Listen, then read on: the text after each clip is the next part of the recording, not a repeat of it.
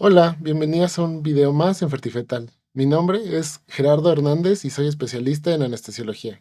La ginecología y obstetricia es una especialidad quirúrgica, por la que con mucha frecuencia surge la necesidad de recibir anestesia para diversos procedimientos, por lo que hoy decidimos resolver las dudas más frecuentes que las pacientes tienen con respecto a la anestesia.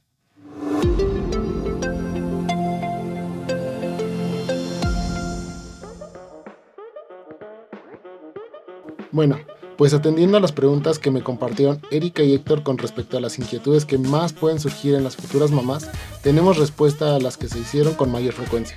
Así que hablemos un poquito de cada una de ellas. La primera es, ¿cuáles son las posibles anestesias? Primero habría que hacer mención que anestesias como tal, podríamos separarla en dos grandes grupos, que son anestesia general, que es básicamente cuando un paciente pierde por completo el automatismo respiratorio o la capacidad de respirar por él o ella misma, y para la cual requerimos de un dispositivo, ya sean tubos endotraqueales o mascarillas laríngeas, para asistir a la respiración. O la anestesia regional neoaxial, muy comúnmente conocida como raquia, de manera coloquial, y que es básicamente colocar a través de algún tipo de aguja un medicamento en algún sitio de la columna vertebral. ¿Cuál es la anestesia favorita o cuál es la que más aplican embarazadas? Decir que tengo un tipo de anestesia favorita sería mentir, ya que cada tipo de anestesia tendrá una ventaja por sobre de otra.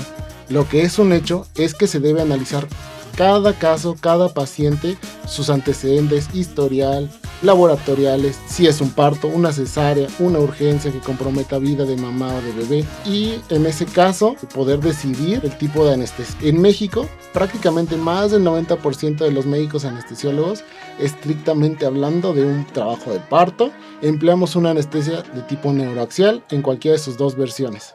Tercero, ¿qué es una epidural? Aprovecharé esta pregunta para complementar en los dos tipos en los que se subdivide la anestesia neuroaxial. Hay dos técnicas básicas, una de ellos nombrada espinal, en donde el objetivo es, a través de una aguja de un grosor muy delgado, llegar a un espacio que se denomina espacio subaracnoideo, donde se encuentra un líquido llamado cefalorraquídeo encargado de dar protección, nutrición, entre muchas otras características al sistema nervioso central, y depositaremos ahí fármacos que ayudarán al manejo del dolor o en su caso proporcionar anestesia.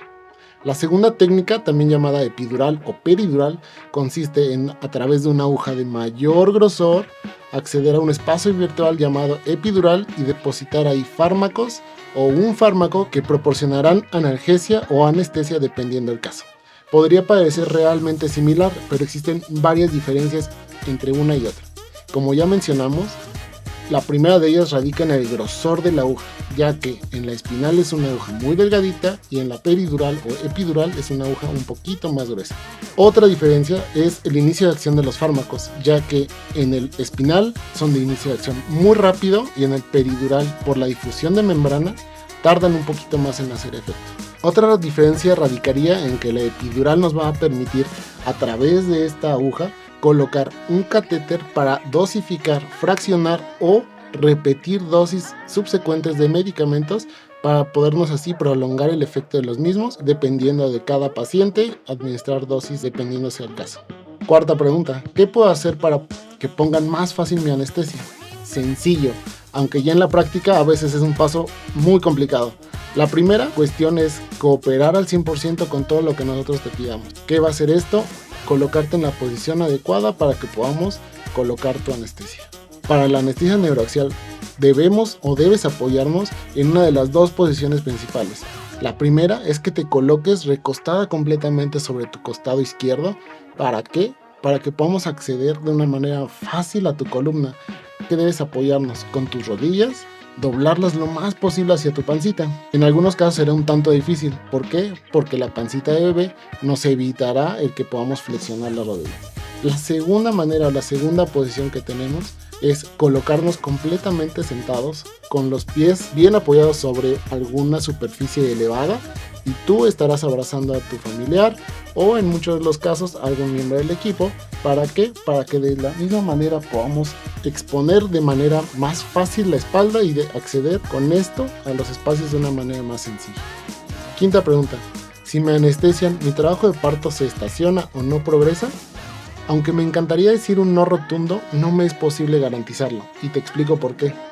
Durante el trabajo de parto hay, muy grosso modo, dos partes. Una fase llamada pasiva, que es en esencia la parte inicial donde sí hay contracciones, pero el cuerpo está acoplándose.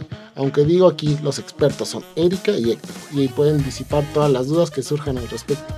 Y la segunda, llamada fase activa, donde muchas veces aumenta el dolorcito, ese dolorcito que te dan las contracciones y que puedes llegar a experimentar.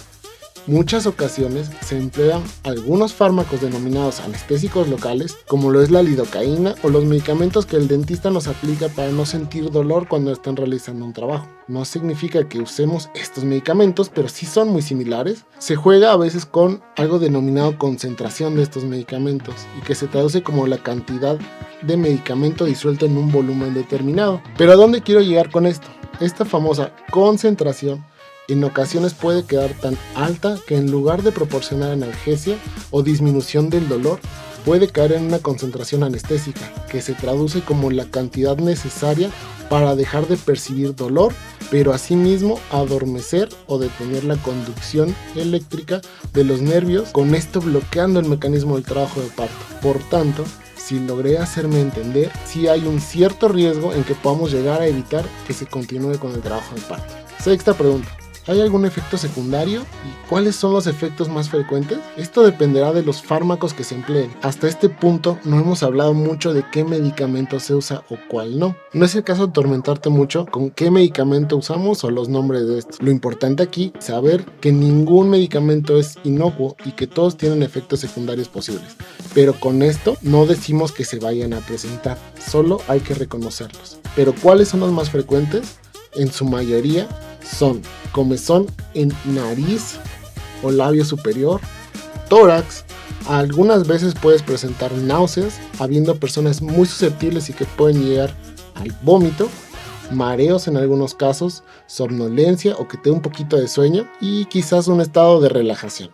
Si hablamos de efectos ya no deseados, es que llegaras a hacer algún tipo de alergia a algún medicamento al que quizás antes no habías estado expuesto. Otro efecto no deseado sería inhibir el trabajo de parto, llegar a presentar sabor metálico, zumbidos de oídos. La séptima pregunta es, ¿todo el dolor desaparece? Esto depende mucho de varios factores. Primero, en qué fase de parto te encuentras y en qué punto del trayecto de salida se encuentra bebé. No es infrecuente que hay mamás quienes en ocasiones comentan que, aunque les pusieron la raquia, tuvieron dolor, y muchas veces puede ser relativamente cierto. Recuerda que la finalidad no es abolir por completo el dolor, sino hacerlo muchísimo más tolerable. Asimismo, si bebé se encuentra en las últimas etapas ya para salir, es muy difícil bloquear por completo el dolor, pero créeme que será mucho más tolerable. Octava pregunta. Estoy nerviosa por la cesárea que me realizarán. ¿Me pueden dormir para hacerla? Ok, la respuesta a esta pregunta es sí, sí se puede, aunque no es lo ideal, y te explico por qué. El hecho de dormir o proporcionar anestesia general a una paciente quien tendrá una cesárea conlleva varios factores de riesgo. El primero, y por el que muchos tememos, es el vómito y broncoaspiración. Como mamá quizá no lo entiendas, pero el ayuno que se solicita previo a algún evento quirúrgico, en este caso cesárea, no significa que tu estómago esté al 100% vacío. Recuerda que el bebé ha crecido tanto que abarca la mayor parte del abdomen. Entonces, muchas veces queda un residual en el estómago, teniendo que considerar a toda mamá como estómago lleno, aunque tengas incluso más de 8 horas de haber consumido tu último alimento o líquido.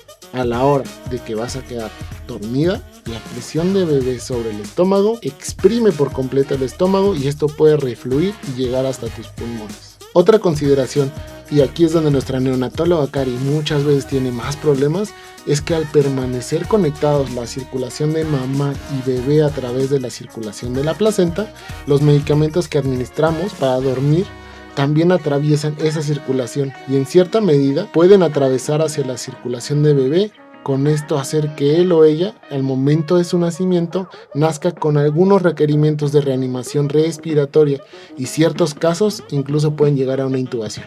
Otra implicación es que el tiempo entre que tú como mamá inicias a dormir y el bebé sale tiene que ser sumamente veloz, y con esto no quiero decir que nuestros queridos ginecólogos Erika o Héctor no sepan qué hacer, Solo que por esto es imperativo que el bebé salga lo más rápido posible para recibir la menor cantidad de medicamentos mientras aún siguen unidos en el útero. El último punto que quiero mencionarles es que el útero, por algunos de estos medicamentos, puede no contraerse de una manera habitual o adecuada, aumentando el riesgo de sangrado y algunas otras complicaciones propias de la falta de tono o de contracción del mismo. Al final tú siempre vas a decidir sobre tus procedimientos, pero también es nuestra obligación hacerte saber todo esto para que tomes la mejor decisión. 9ª pregunta. ¿Tendré dolor de espalda a causa de una espinal o epidural? Muchas mamás o abuelitas, e incluso la vecina de la esquina, te dirán y platicarán sobre sus experiencias, pero en definitiva se ha estudiado a través del tiempo y no hay evidencia que sustente que lo que te dice mamá, abuelita o la vecina con respecto al dolor de espalda esté relacionada con el piquete que te vamos a dar. Estas fueron las preguntas que más frecuentemente hicieron con respecto a la analgesia y anestesia para el trabajo de parto. Pero me gustaría hacer mención, sobre todo en la tercera técnica, de manera muy breve, y para esto tengo que mencionar que hoy en día existen medicamentos con efectos muy buenos, analgésicos y de una duración muchísimo más breve y que se eliminarán muy rápido. Existe en países de primer mundo e inclusive ya en México una técnica que consiste en administrar a través de dispositivos electrónicos fármacos que proveen analgesia únicamente y que se regulan en cuanto al flujo del mismo medicamento. Sin embargo, aquí hay que escoger muy bien a cada paciente, porque esta técnica a la que pueden someterse evidentemente requiere de un acceso venoso, de un catéter que vas a tener en tu vena para poder estar administrando de manera continua el medicamento y tener la certeza de que nadie puede hacer uso de esta vía más que el anestesiólogo con la experiencia suficiente para este tipo de analgesia. Muchas gracias por habernos acompañado en un video más de Fertifetal. Si tienen alguna duda, sugerencia de algún tema cual quisieran saber más al respecto, no olviden dejarlo en los comentarios. No olviden dejarnos manitas arriba y seguirnos en todas nuestras redes sociales para recibir más información de manos de especialistas en salud femenina, reproductiva y ahora perinatal. Nos vemos en el siguiente video. Hasta luego.